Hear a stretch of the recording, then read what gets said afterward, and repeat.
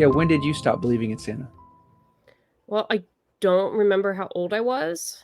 Um, I know that I was old enough to still be losing teeth. So how Okay. old are you when you're losing your baby teeth? Like But I remember very clearly. 4 or 5. I think it's a little older than that, right? It's in elementary school Yeah. sometime. Because you brag with your And friends at school about the money you get and stuff. and um I don't know At least I did. why, but I was talking to my mom about losing teeth and like the tooth fairy, and I somehow asked her if the tooth fairy was real or not. And she said, "No, it's not real." And then I looked at her and I said, "So does that mean Santa's not real as well?" And she confirmed it. Oh So man, devastating twofer. that sucks. She got like two. Yeah. Uh. It was like in March. It was like or April. It was like nowhere near Christmas either. So I had to carry that with me for the rest of the year.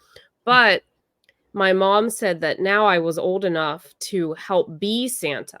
Oh, And okay. so from then on out until my siblings stopped believing one by one, I got to help like put out the gifts on Mhm. Christmas Eve.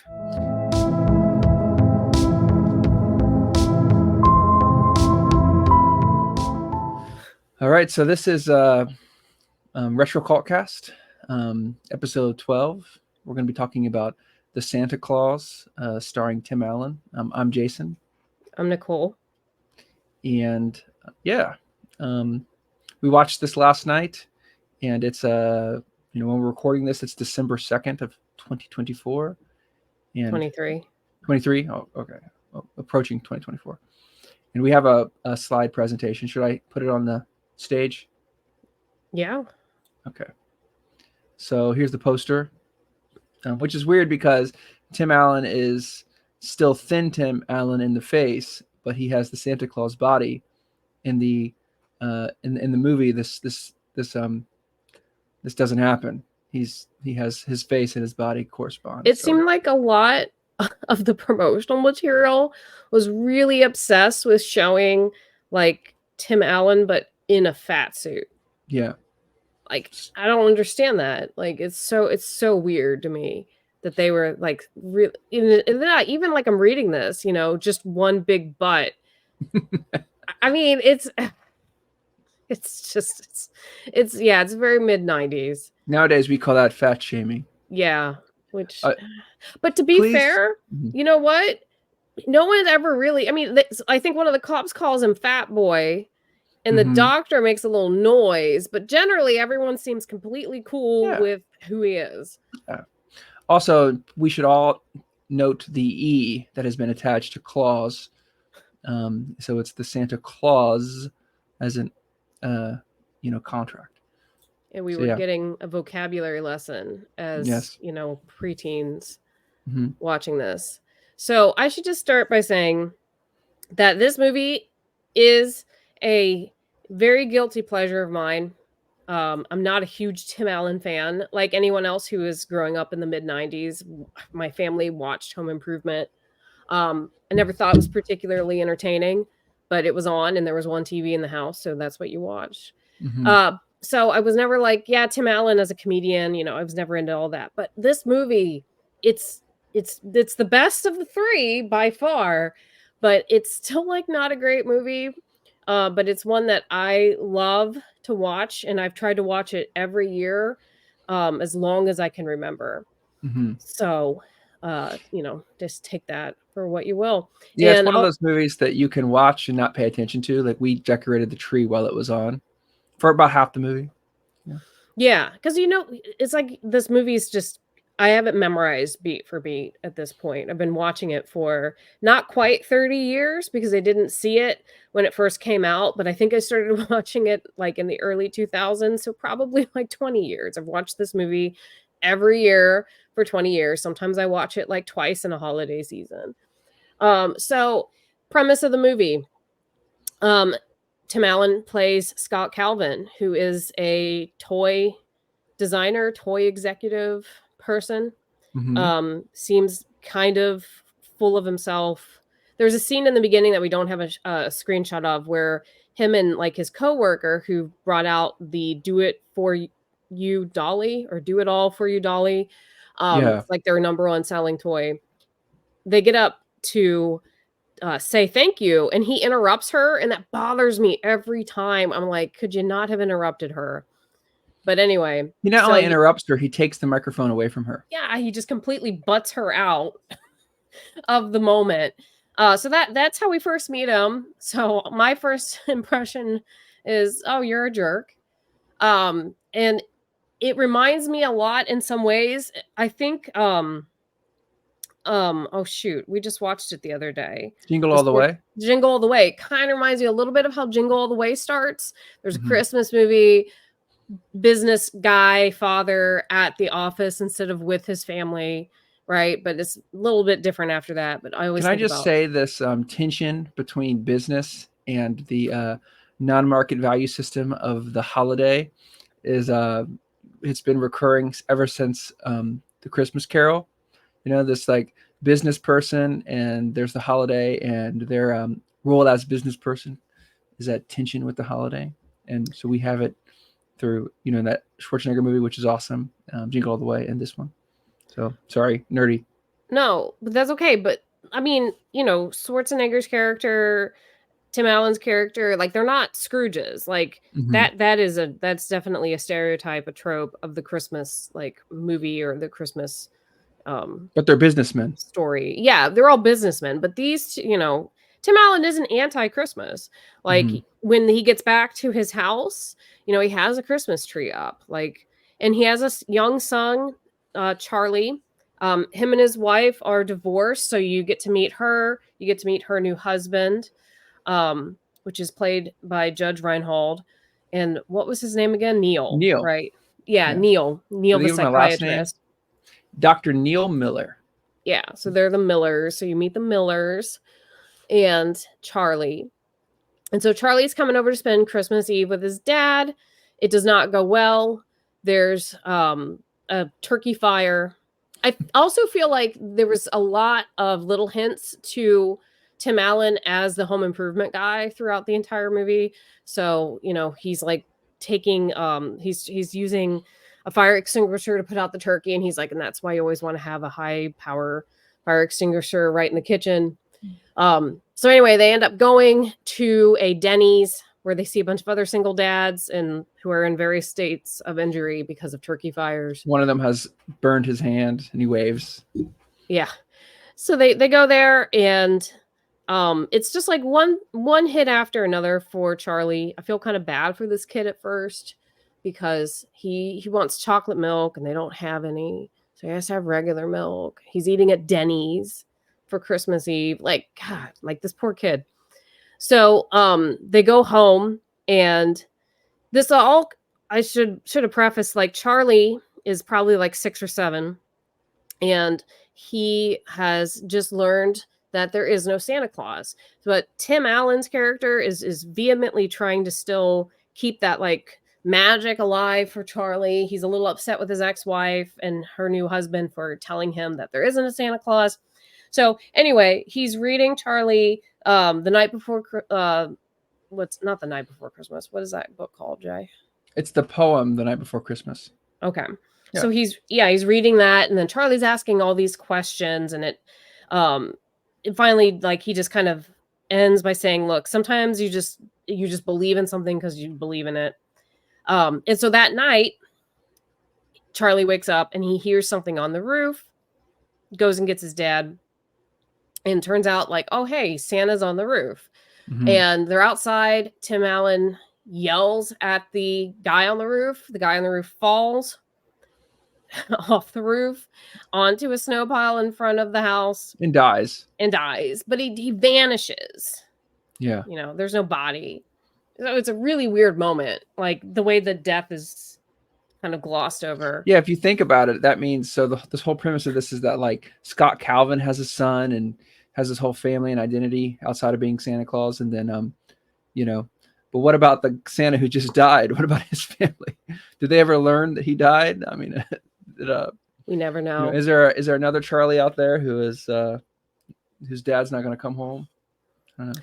Yeah. So We're not supposed to think about that. No, we don't think about it. So he finds, he finds a card in the suit, and it says, if something should happen to me, put on the suit, the reindeer will know what to do. And yeah, then it kind of goes from there. They go up to the house, they meet Comet, who is a flatulent, sassy reindeer, which we should say too, that I think the practical effects for the reindeer are good. They obviously look a little cartoony, but I think it fits the aesthetic of the reindeer. film. Yeah. I really feel like this might be the same reindeer head as the one from Jingle All the Way. In Jingle All the Way, there's a reindeer puppet that they use. Oh yeah. I wonder if it's the same one. I don't know. This is no, it might be the same one. Maybe it's Bob. Is that what they name the reindeer? I forget. Mom's out petting Bob. Oh yeah. We're mixing our movies Ted. up. We should. It's Ted. Ted. It's Ted. Okay, yeah. Yeah. So this reindeer Comet might be Ted in Jingle All the Way. Okay. Not sure if people would know that reference, but moving forward. So what happens after that? He becomes Santa Claus. He puts on the suit. He starts delivering presents. He's real grumpy about the whole thing. Tells this little girl basically to shut up and go back to sleep. He threatens to take that doll away from her. He's basically an anti-jolly figure. She's really lactose critical. Intolerant. She's very critical. Like, hey, why is your suit so baggy? And then again, another really why don't you have a beard? Great 90s moment. And Tim Allen's like, because Santa has been watching his saturated fats. And I was like, yeah, in the mid 90s, everyone's really concerned about saturated fat. Mm-hmm. So, it's just a moment in time. And we're reliving it. So he wants to go home, and the reindeers take him home. To the North Pole. To the North Pole, which is that's when he meets the elves. That's when he gets to see Santa's, not just workshop. It's like a whole little town. Though that doesn't get explored so much in this movie. And he's very much like not believing what's happening to him. But Charlie's loving it. Like suddenly this is like the best night of this kid's life. And this scene here is a pretty classic one where Tim Allen now is like the Santa Claus kind of up and coming, meets one of the elves, Judy. And he learns a little bit more about like what's going on, and she tells him that seeing isn't believing, believing is seeing. It's kind of a nice little moment. And there's a funny moment too when he first goes in this room. There are those little marionette puppets. I don't remember what they're called. Oh, yeah. They're like medieval puppets, sock puppets, basically. Yeah, and so they're active. We don't know. I guess some of the elves are making them, talk. But he goes to change into these like snazzy PJs that Judy gives him. And when he drops his pants, he has boxers on, obviously. He drops his drawers. Pants, they scream, which is really funny. Completely, scandalized. Yeah. So, and then he basically goes to bed and he wakes up the next day and he's back in his house in somewhere near Chicago. Some things happen. The Millers come to pick up Charlie. Charlie's like trying to tell them like, hey, we went to the North Pole. Dad's Santa Claus. And all Tim Allen's character can think of is, oh, it was a dream. And I told him about it, but Charlie's pretty insistent. I don't think we have any images from when he goes to the school. So eventually he goes to the school that he goes to Charlie's class. It's like, bring your parent to school day. Talk about their job. Yeah. And of course, Charlie is like, my dad is Santa Claus. Yeah. Neil's there, but he wants Tim Allen to come. Scott Calvin, right? That's his dad's name. And yeah, he gets in front of the class and he's like, my dad's Santa Claus. And again, like Tim Allen is a toy executive. This is him in a meeting as a toy executive in the image here. And he's like, oh, so I'm like Santa Claus, right? I make toys. I work really hard one day a year, blah, blah, blah. And there's this like great moment where this like little like kind of bully kid is like, so let me get this straight. The problem child kid in the classroom. Let me get this straight, Santa. If I want to be the next Santa, I just have to push you off the roof.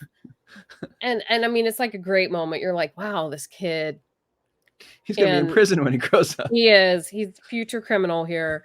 But this ends up causing a kind of argument between Scott, his ex-wife, her husband Neil. They're in the principal's office, and they're basically like, we have to think about Charlie, like the good of him, and kind of like what he understands as being real or not. So anyway, but then after that point, not too long after, he starts to, Scott Calvin starts to physically go through changes. He wakes up and he's like, oh, suddenly put on like 20 pounds, which you can see 45 here. pounds. Oh, he says 45 pounds in a week. Maybe it's 45, but he's put on more weight. Nothing in his closet apparently fits him. So he has to go in this like jogging outfit. But then you realize he's like eating tons of sweets. Like that's all he wants to eat. He tells his coworkers that he's just been stung by a bee. Yeah.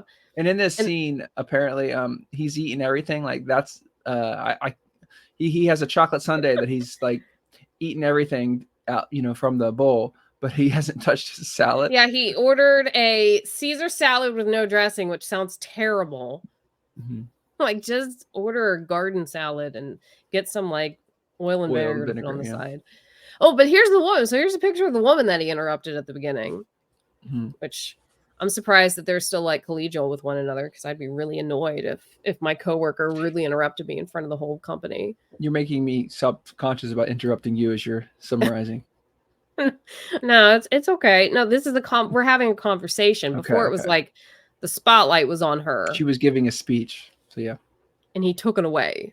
Which I'm still not a fan of. So yeah. So he goes to the doctor and he's like, what's going on with me? And the doctor is very dismissive of his concerns, which I'm just like, again, I know it's a movie, but I'm like, wow, in real life, if suddenly I gained 45 pounds in a week, I would be very worried. And if my hair just overnight turned like white, I would be like, oh, there is literally something wrong with my body is telling me there's something wrong. And this doctor's just like, it's middle-aged, buddy. And I'm like, wow, you are a terrible doctor. Mm-hmm. Very dismissive of his concerns. So he's actually like becoming Santa Claus, physically. And other people start to recognize it. Yeah. Yeah. So he's trying to go and just live his life. Here's a scene where he's at Charlie's soccer match and this little girl wants to sit on his lap and tell him what she wants for Christmas. Oh, and by the way, he's shaving because he doesn't want, people to think that he's acting like Santa Claus, because, his son's stepfather is a psychologist. So he's like, he doesn't want to be accused of like playing into his son's fantasy. So he's trying to shave. But the problem is the moment that he shaves, his beard grows back in like seconds. Or the moment he early CGI. The moment he tries to dye his hair, back to like a brown color, just immediately zips back to this like grayish white. Yeah. So, I mean, yeah, but the whole time still, he doesn't quite believe that he's Santa. And I'm like, what's his mindset right now? Like, he's gaining weight. He's not able to control his hair, his facial hair. He's getting like hundreds and hundreds of packages in the list, which I think that scene too is reminiscent of A Miracle on 34th Street, where all the mailmen are carrying and the letters. It's kind of like that. Mm-hmm. But yeah, I mean, he is Scott Calvin, still kind of in denial. His wife's husband there, and she for a long time, like they're very concerned about this. Like after that moment at the soccer field, they decide to petition a judge to revoke Scott Calvin's visitation rights with Charlie. Mm-hmm. They think that he's starting to be a danger, which, I mean, like, probably fair, right? Like in the real world, if this was happening right now, and like your ex was physically manifesting into Santa, probably your child some red alarms. I think it's interesting. These scenes are interesting because I think Scott Calvin finally starts to accept that he's Santa. It's like, even though he's like dressed in this way, I'm not sure. I think we're supposed to assume he doesn't realize that he's making these decisions. Yeah. Like he's just naturally gravitating towards red and Which But you can see even from the beginning, like from right after the Christmas scene, like he's wearing green and red a lot. You know, yeah, his shoes turn from like the like gray what's that brand of shoe, Jay? Converse. They're black Converse. Converse, then they Black become red. Converse to red Converse. Like he's just very like subtle at first, and then yeah, this is like Thanksgiving, and he's like full out in a reindeer and You know sweater what and I'm thinking? This is creepily like a story of possession. Except for it's not demonic possession. It's like he's been possessed by some sort of spirit of a holiday. well, A like saint spirit. yeah, like in Santa is also an elf, a fairy, right? Ooh, he's like a changeling.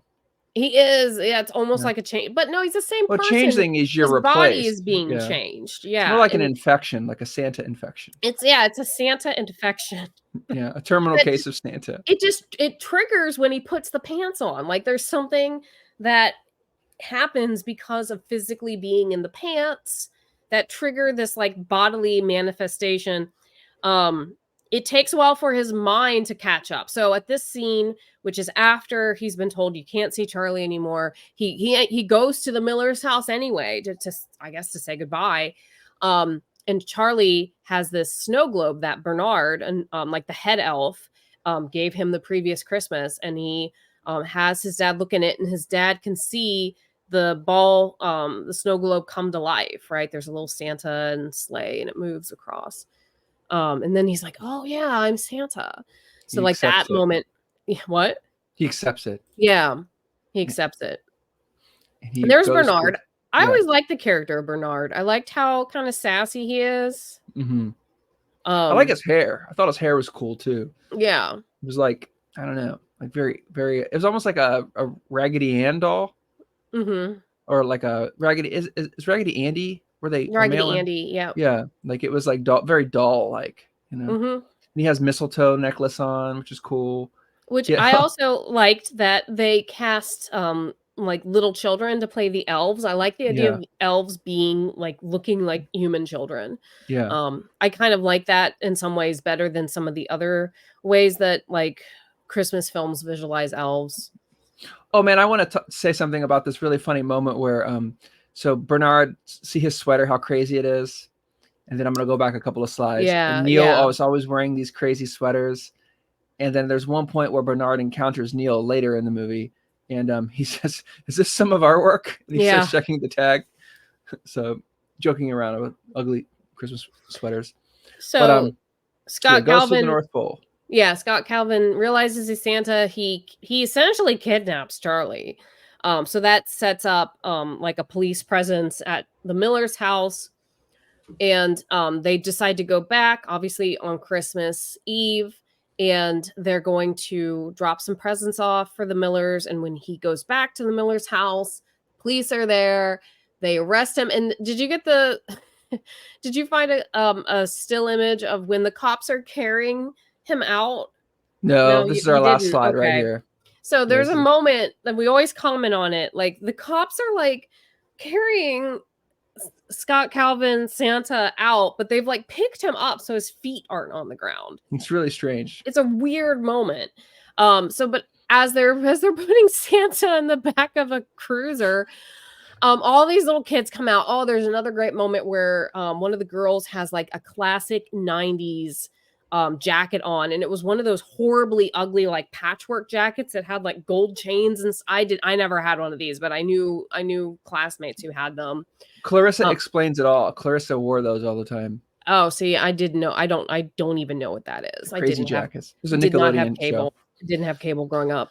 I was very sheltered.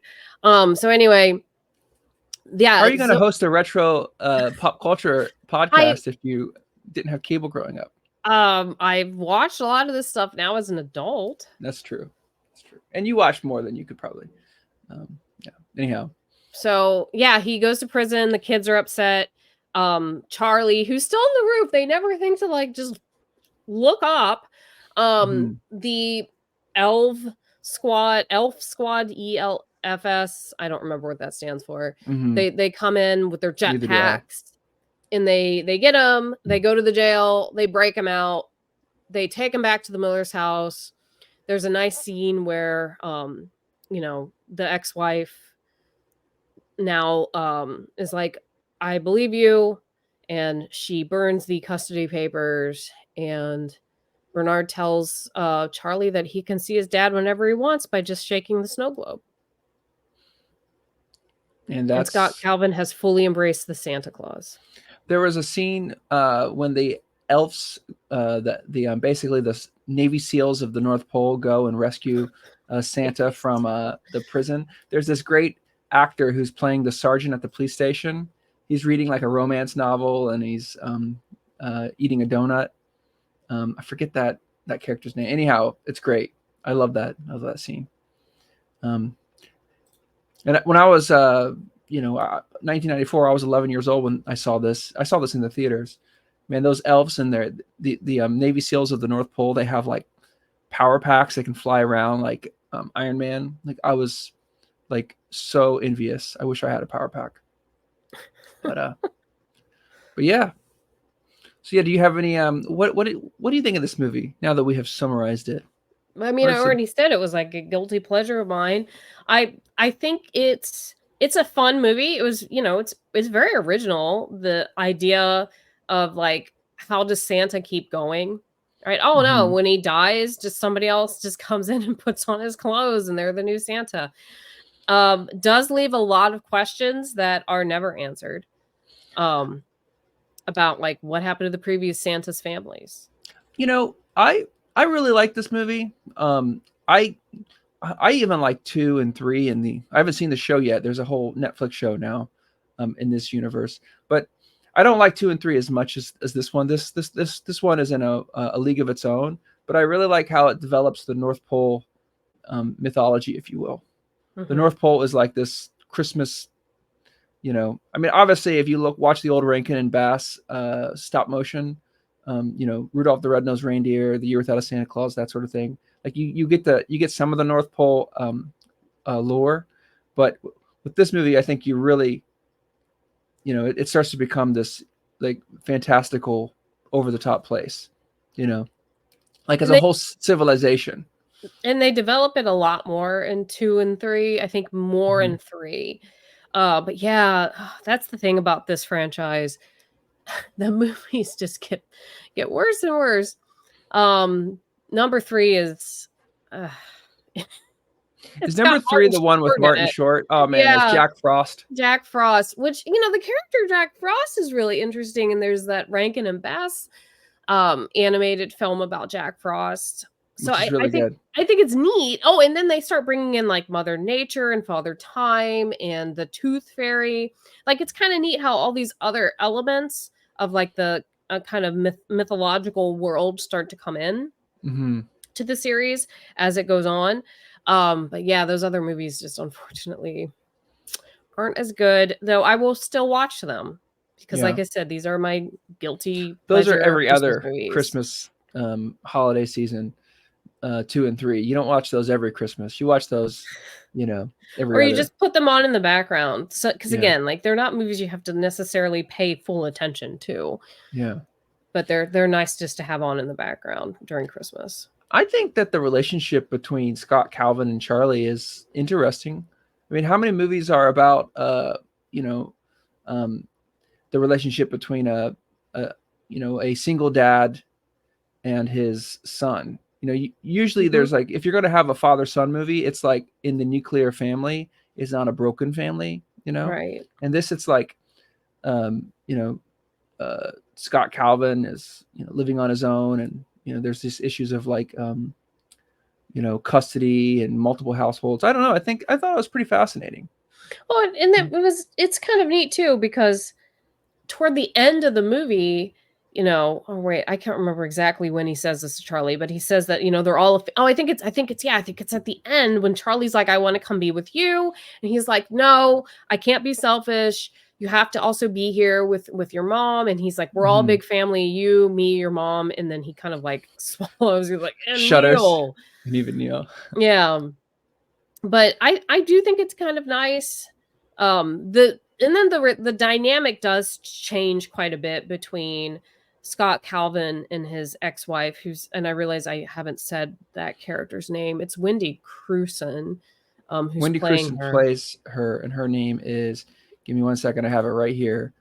It's Laura Miller. That's right. Yeah. Yeah. Like the relationship changes between them, and it really does feel more like they kind of find a way just to be kind of amicable and friendly, really truly friendly with each other in the other movies, which is nice. But I do think that Laura and Neil's characters get a little goofier as the series goes on, Yeah. which I don't necessarily like that route that the characters take. Yeah, it gets even worse in 2 and 3.